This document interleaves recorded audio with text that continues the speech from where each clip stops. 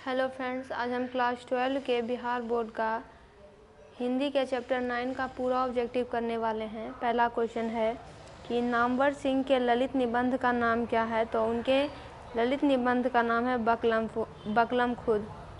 नामवर सिंह का आलोचनात्मक निबंध कौन सा है। तो प्रगीत और समाज ही का ऑब्जेक्टिव हम लोग कर रहे हैं।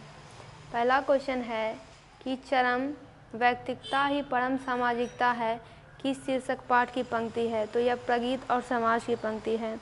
प्रगीत और समाज निबंध किस निबंध संग्रह से लिया गया है। तो वाद विवाद संवाद से। नामवर सिंह का जन्म कहाँ हुआ था। जीअनपुर में। नामवर सिंह की कौन सी रचना है। उनकी रचना है प्रगीत और समाज।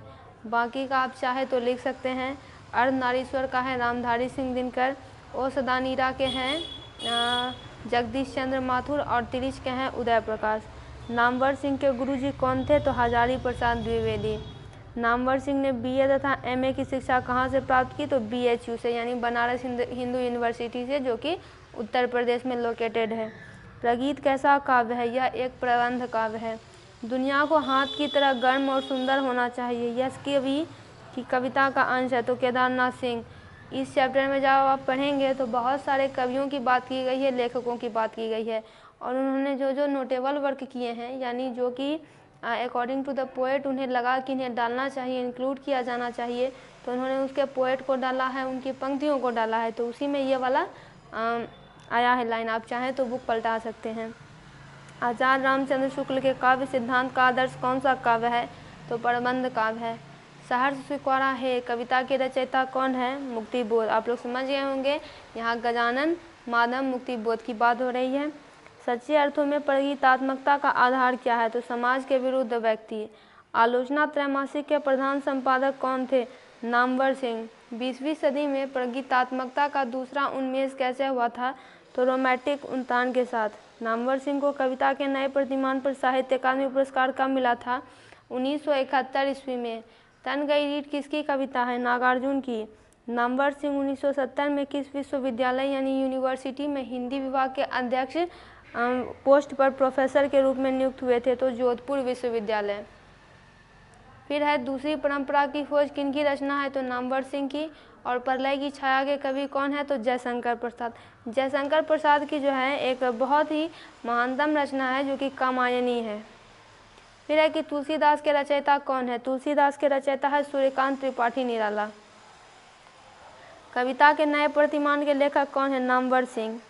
बाज की दाढ़ में आदमी का खून लग चुका है, यह किस कविता की पंक्ति है। तो तय तो यही था। यही उन समय जो है अंश है। जब आप चैप्टर एक बार पढ़ेंगे, किताब पलटेंगे, तो आपको पता चलेगा कि इस चैप्टर में बहुत सारे लेखक है, बहुत राइटर हैं, उनके बहुत सारी कविताएं इसमें दी गई है, उनके लाइन्स दी गए हैं, नोटेबल लाइन्स। मैं तुम लोगों से दूर हूँ किसकी कविता है। मुक्तिबोध की, मतलब गजानन मानव मुक्तिबोध की।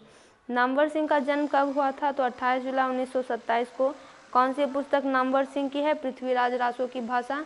नामवर सिंह के पीएचडी का सब्जेक्ट क्या था। तो पृथ्वीराज रासो की भाषा।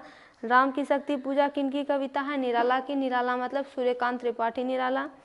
प्रगीत और समाज किन्होंने लिखा है। तो नामवर सिंह ने। अब देखिए यहाँ पे व्यक्तियों का नाम दिया गया। आप चाहे तो कॉपी कलम उठाइए और तुरंत उनका नाम लिख लीजिए। बालकृष्ण भट्ट की रचना है बातचीत, जो कि चैप्टर नंबर 1 है। जयप्रकाश नारायण का है संपूर्ण क्रांति, और उदय प्रकाश का है तिरिच। नामवर सिंह द्वारा लिखित प्रगीत और समाज क्या है। तो निबंध है। नामवर सिंह को किस कृति पर, यानी उन्होंने कौन सा रचना किया था, कौन सा उनकी राइटिंग थी जिन पर उन्हें साहित्य अकादमी पुरस्कार मिला था। तो कविता के नए प्रतिमान पर। फिर है कि नामवर सिंह किसके प्रधान संपादक थे। तो आलोचना त्रैमासिक के। कामायनी के कवि कौन है। प्रसाद का मतलब जयशंकर प्रसाद। लिरिक का मतलब क्या होता है। तो प्रगीत।